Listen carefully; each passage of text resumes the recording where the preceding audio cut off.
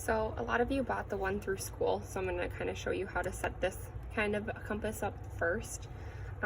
Notice that the pointy ends are inside, okay? So in order to get those out, you can unscrew, okay? And then they will pull out. Or if it's too tight, because I know right away sometimes this can be too tight, if you just pull them out, it will loosen right up here, okay? If you still have issues with it, let me know. You're gonna put the pencil in one side, and then the pointy end here, that's what I'm gonna call it.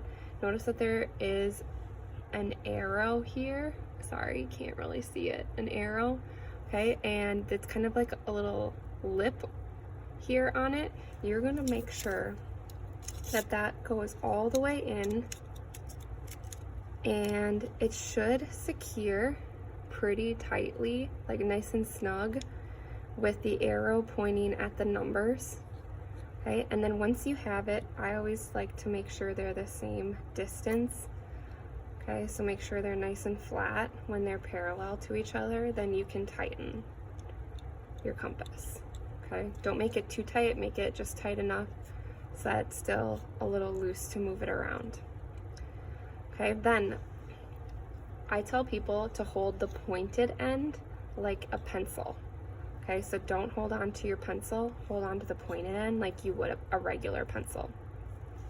Make it the distance you want by moving it in and out. The pointed end is the center of the circle. Okay, so wherever you put this, that's gonna be your center. This distance is your radius of your circle. So this is gonna be a pretty big circle here.